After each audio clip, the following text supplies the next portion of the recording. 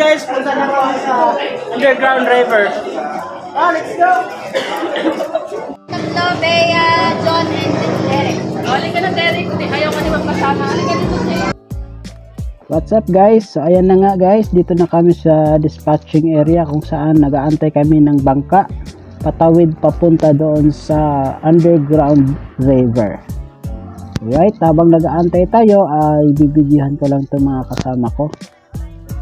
So guys, ang lalawigan pala ng Palawan is an archipelagic province of the Philippines that is located in the region of Mimaropa. So ito pala yung largest province in the country in terms of total area of 14,649.73 km or 5,656.29 square meter. Right? So ayan na nga guys, sasakay na yung unang batch ng kasama namin kasi hindi kami kasya sa bangka. Yun, nauna yun. Yung manager ko, nauna sila. Ayan, yung second batch na kami. So ayan, mukhang excited na kami lahat para makapunta sa underground river. So guys, ang sentro at pinakamalaking syudad pala dito sa Palawan ay ang Puerto Princesa kung saan kami nandito ngayon. Ayan, papunta na rin kami sa aming bangka para sasakay na rin kami. Alright. Hello! Punta na kami sa underground river. Yes! Yan ang kasama namin. So, pasok yung seatbelt and let's go! So ito na nga guys, nakasakay na kami sa aming bangka papunta doon sa kabilang isla. So ang Palawan pala is known as the Philippine Last Frontier and as the Philippine Best Island. Ang Puerto Princesa Underground River was also dubbed as the world's longest underground river. So ayan na nga, dahil isla tong underground river, so to reach the entrance the river, visitors need to take about ride from the town called Sitio Sabang. Sitio Sabang kung saan kami nag-aantay kanina, doon sa port area.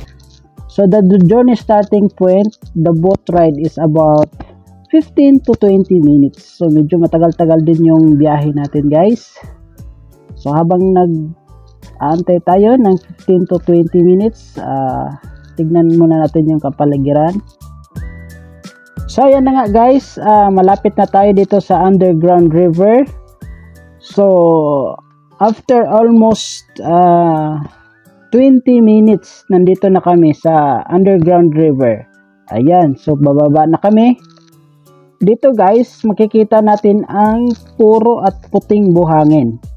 Ayan, napaka stress reliever talaga ito. Malayong malayo talaga sa kung saan kami nanggaling, doon sa Metro Manila.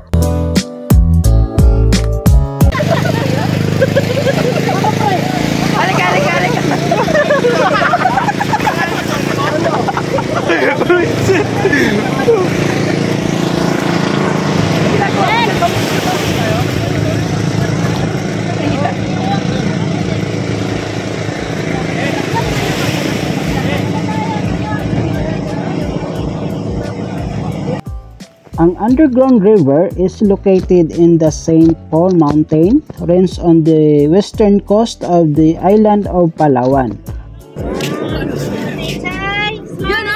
Human drone, no? Is about 80 km or 50 meter north of the city of Puerto Princesa and contains the Puerto Princesa Subterranean River, also known as the Puerto Princesa Underground River.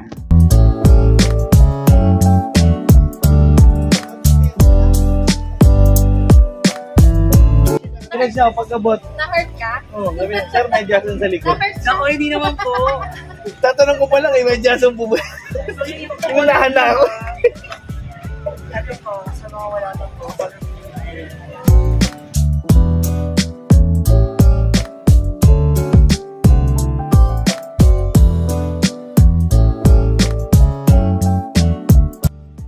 In year 2010, a group of environmentalists and geologists discovered that the underground river has a second floor, which means that there are small waterfalls inside the cave.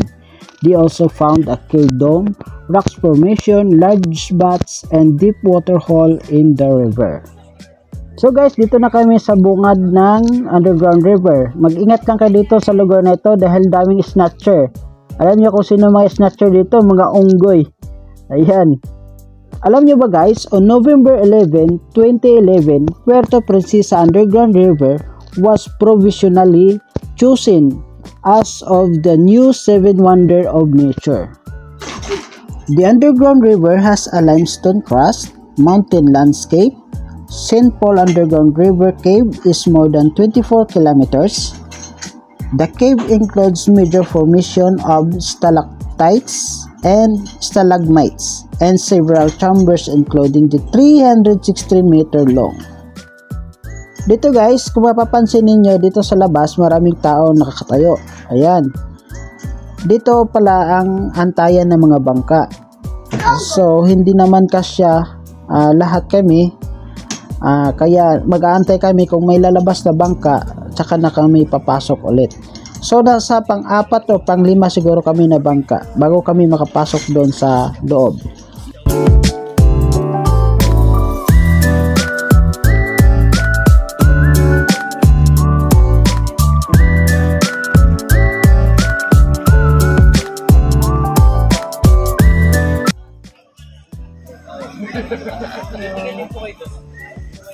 Welcome to my vlog. Let's go. Boss, ito na, nagsisimula na. Sikong TV. Power!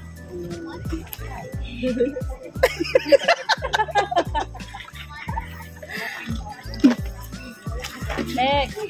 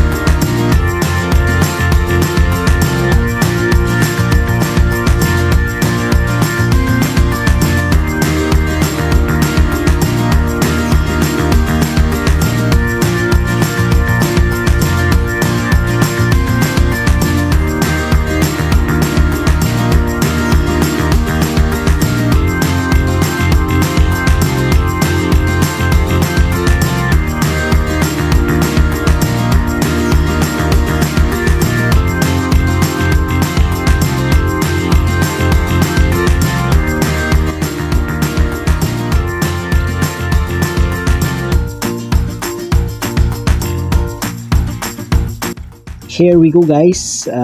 Medyo matagal-tagal yung pag-antay natin pero solid naman kasi ito papasok na tayo sa loob ng kuweba. So pinagbawal pala ng management na bawal na mag-ingay sa loob kasi ang mga nakatira sa loob medyo sensitive sila sa ingay o sa ilaw ng kahit anong cellphone man o mapa-flashlight. So ang susundan lang natin yung flashlight ng tour guide natin.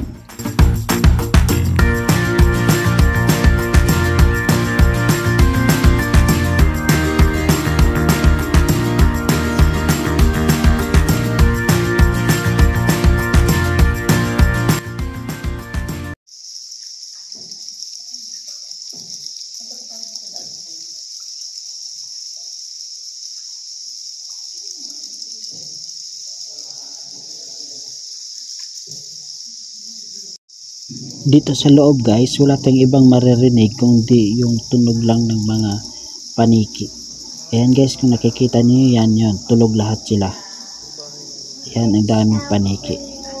Yun, pag nakapasok ka dito, medyo maamoy lang siya, pero yung rock formation napakaganda talaga.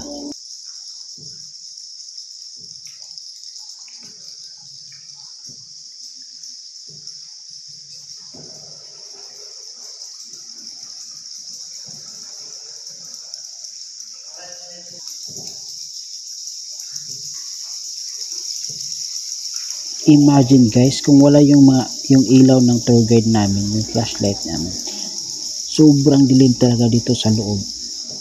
Ayan, kaya maraming paniki nandito sa loob.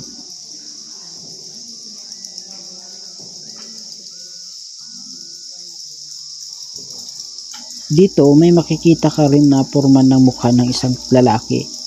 Sa huling larawan, mayroon mas kakaiba at kaakit-akit na stalactites at stalagmites formation sa loob ng napakalaking bahagi ng kuweba. Dito din matatagpuan yung tinatawag nila na cathedral, kung saan makikita ang imahe ng Birheng Maria, ng banal na hapunan at ng higanting kandila. So, sabi ng tour guide, kung may cathedral, may palengke. So, meron daw tong wet market or vegetable market. So, tutunghayan natin mamaya kung meron nga talaga ng ganun dito sa loob.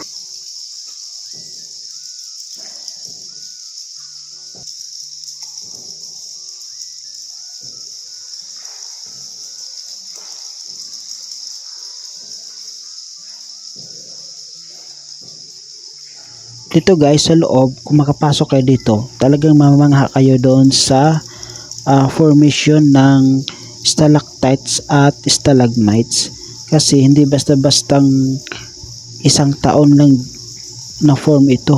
Inaabot ito ng 1,000 years bago na form ang mga ganitong formation.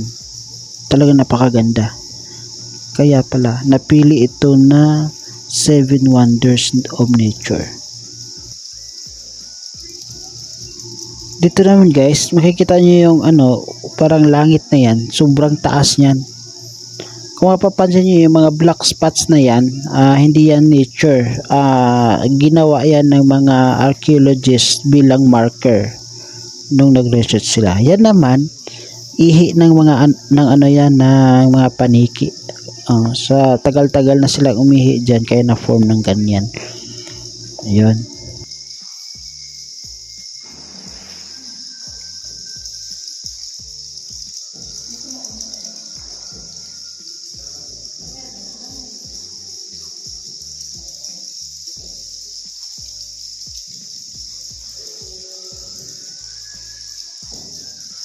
Sabi nga nila guys, kalamitan dito sa river channels and other deep caves, as well as marine creatures and more, deeper caves of this river are almost impossible to explore due to oxygen deprivation.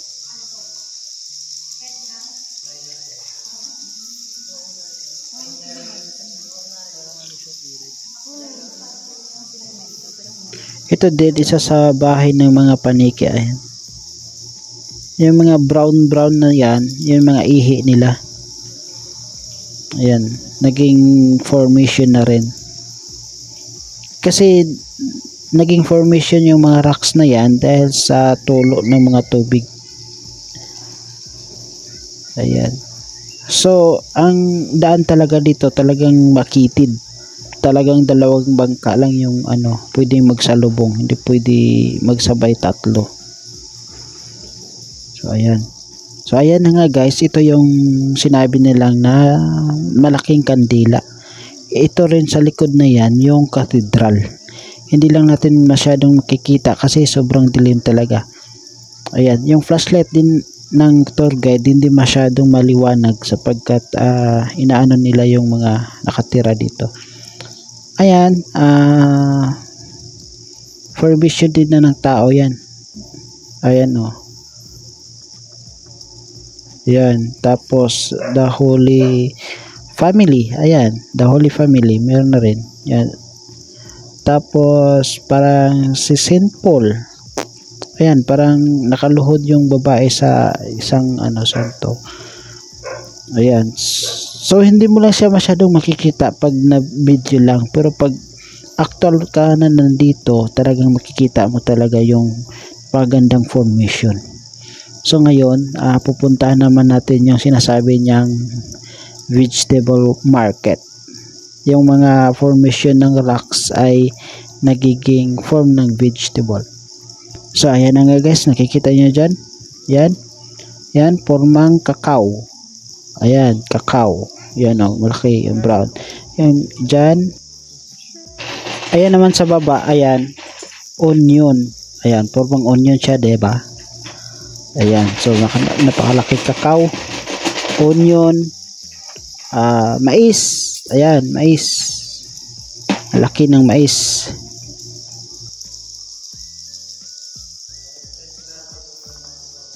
Ayan, pag lumiyon ka man dito sa kabilang side, makikita mo yung dikya, jellyfish. Ayan, formang umbrella. Ayan, napakalaki. Ayan, so marami pang formation dito guys, kaso hindi lang natin masyadong nakikita dahil nga sa sobrang dilim, dahil nga yung flashlight hindi naman masyadong maliwanag, dahil protektahan din nila yung mga paniki dito sa loob. Pero pag actual kayo dito guys, makikita talaga ninyo yung formation.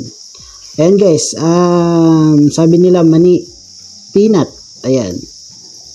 Oh, mukhang peanut nga siya. Sobrang laki. So, talaga nakamangha kasi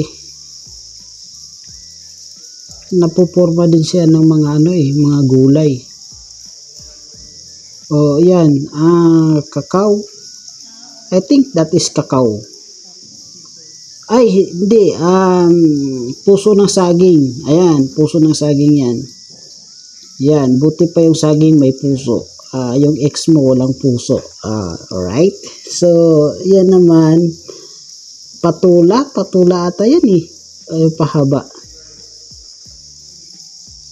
So dito naman, anong formation yan, hindi ko masyadong maaninag kasi malabo na mata ko.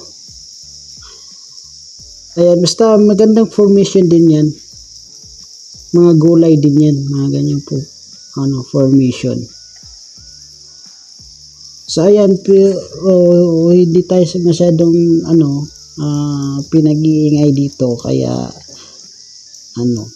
hindi tayo masyadong nagsasalita.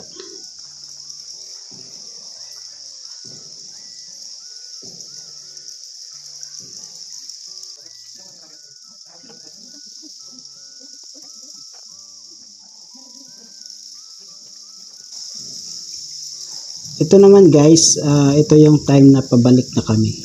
Ayan. So ito yung nakita nating jellyfish. Ito yung sa ilalim niya. Ayan. Ayan. Bandang kanan na kami dito. Kasi dati kaliwa kami. Ayan yung nakita natin kanina na puso ng saging. Ayan. Sa kabila iba naman po formation niya. Ayan. O diba? Napaganda mga formation niya. Talagang nature yan. Hindi sinasadya.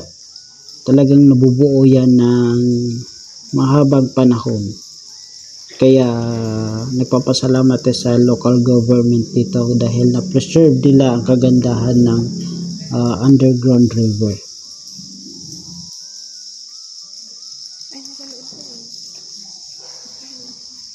Kapag pumasok pala kayo dito guys sa underground river, meron din silang pinagbabawal.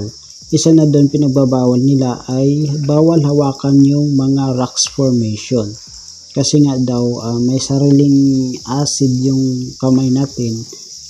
Posible pag hinawakan natin nahaluan ng acid yung formation. Yeah, siguro I think kung mahaluan ng ibang acid edi madideform siya. So ewan ko kung ano yung explanation na yun, pero yun ang pagkakaalam ko.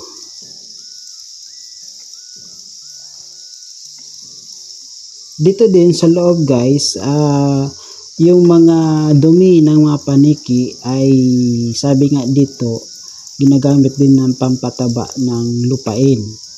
Subalit, pinagbabawal din yon na mangunguha ng anumang bagay na nandito sa loob ng kuweba.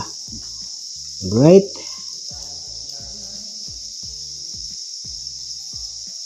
Sabi nga din nila, meron din mga iba't ibang species ng isda dito. Merong mga crabs, malalaking crabs, merong mamahaling isda, minsan may nakikita silang lapu-lapu. Ayan. So yan, bawal pa rin tayo mga isda dyan. Sabi nga nila. Kaya nung guys, nung papasok kami dito sa kuweba, may nakikita kong lalaking isda eh. Sarap sana hulihin eh. Kaso bawal eh.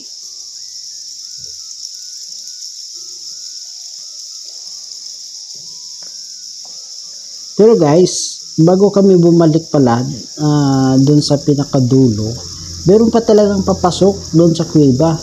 Kaso yung tour guide namin ayaw na dun. Kasi iwan ko, baka kulang na sa oxygen or hindi pa talaga na-discover doon, baka hindi safe, kaya bumalik na lang kami. Pero may papasok pa talaga, sarap nga puntahan eh. Kaso baka may buhaya doon or shark. So ayan guys, ito yun rin yung nakita natin kanina. Ayan. Tignan nyo, parang sobrang lapit.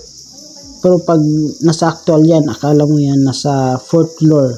Ganyan ka taas yung ano na yan, yung parang langit, yung ceiling. Ayan. Sabi nga din nila, nandito din ang mga mahalagang habitat para sa konserbasyon ng biodiversidad.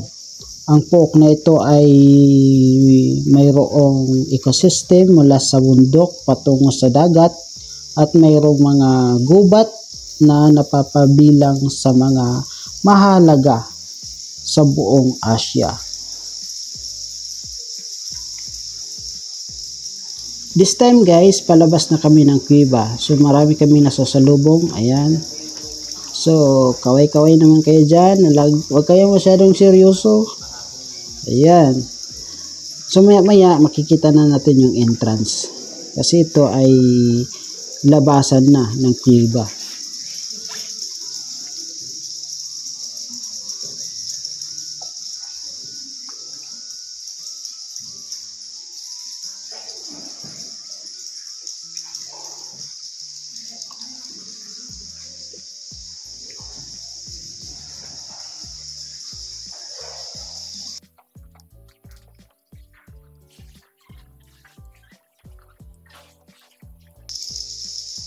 So ayan na nga, nakikita natin yung may ilaw doon. Ibig sabihin, malapit na tayo sa exit or entrance. Kung ano yung entrance, yun din yung exit natin. Ayan. So napakagandang experience dito sa underground river. Nakakamangha yung mga rock formation. Kaya sulit yung pagpunta namin dito. I-congratulate ko na rin ang Team Mitsubishi Pasig sa pangunguna ng aming manager na si Eljomer Balila. Napakabait at napakabuting manager. Ayan. At sa mga top seller na dyan, yung mga girls namin, di ko na lang banggitin kasi nakakahiya. Kasi top 8 lang ako eh.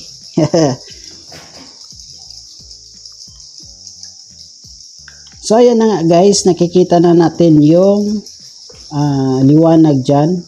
Ibig sabihin, nandito na tayo sa entrance or sa exit, palabas na tayo ng kuweba. So ayan guys, kahit dito sa bungad, marami pa rin mga paniki. Tapos itong bato na ito guys, sarap hawakan eh, kasi halos nasa tubig na talaga siya. So ayan guys, may mga isda daming isda, di ba? Ayan yung pagpasok ko kanina, yan din nakikita ko, sarap hulihin eh. Lalaking isda yun guys. So ayan nga guys, nakita na natin yung liwanag. Ayan, sa wakas nakakita natin yung liwanag. Ayan. So, dito na nagtatapos yung underground exploration namin na mag-team. Good and best experience to us.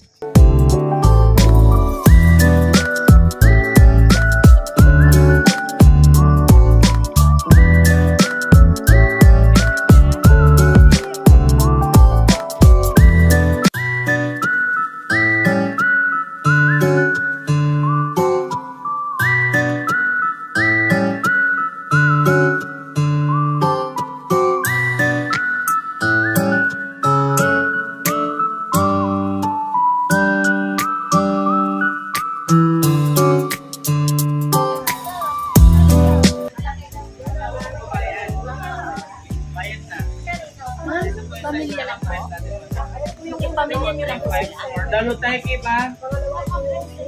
Okay na, Kip?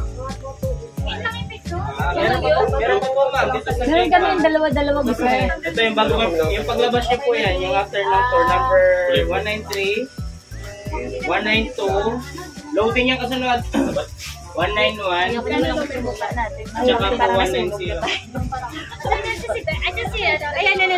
Ay, tagka-dalawa. Sa atin, yung mga kon natin. Wala lang ko siyang mga dagdag lang. Kahit ang papangit, dagdag lang. Si John, ikaw. Sa pinakalikod. Kuya, ayaw ko, hindi namin kukunin. Hindi namin kukunin. Ayaw ko nakatabi ko. Pagdating sa'yo, hindi na. Oo, hindi na. Yung sa pinakarap ko. Ang ganda pa man din ito. John, Leia, gusto mo? Oo, kunin daw. Bakit di si Ma'am Benz kasama ko dyan? Ay, nasa harap ka eh. Saan ito, ma'am? Isa. Wala group ba? Yung group ko yan, ang Yung group. group niya, ma'am, ito po. Magkano to? Number 354. Yung isa? 353. Ma'am, ito po yung 354. 4 na lang. Yan, papapayaran ko sa boss niyan. Wait lang, ma'am. Meron pa, ma'am, dito sa may beach front pa. Asan? Ayun pala, baka mas okay yun. Tingnan ko nga yun. Baka Ay, maganda to. mas kompleto kami dun eh. Wala bang soft copy to? Hard copy lang po tayo. O yan, di ba? Ba't kasama na yung ano, soft copy? Bakit sa Ocean Park kasama soft Kasi, copy? ma'am. Ano may alam mo kami? Hindi po iseda po. Hey guys, tapos na kami dun sa underground river. So ngayon, babalik na kami dun sa bangka namin. Ayun yung bangka namin. Ayan guys, pagkatapos ng underground river, so sasakay na kami ulit para babalik para mag lunch. Maganda dito guys, package na yung lunch, buffet na yung lunch namin. So for now, bye bye underground river, see you soon.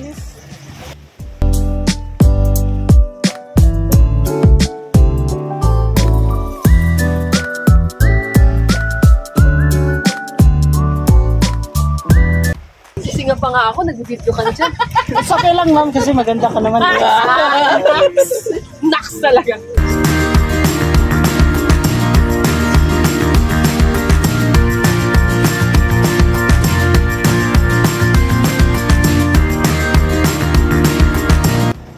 Wow, amazing experience talaga dito guys sa Puerto Princesa, Palawan. So, ang contribution pala namin, lahat-lahat na ito ay 1,600 per head. So, 11 ata kami. Ayan, kasama na yung bangka, yung entrance, dun sa underground river, maging yung buffet lunch namin mamaya. So guys, tara, punta na tayo sa aming buffet lunch.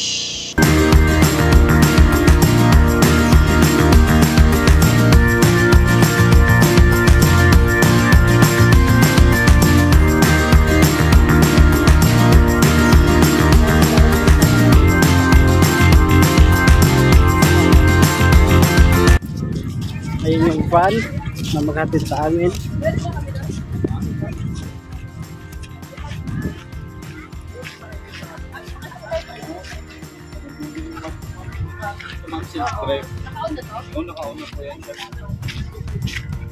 Ako na lang magdala, ma'am. Papunta doon.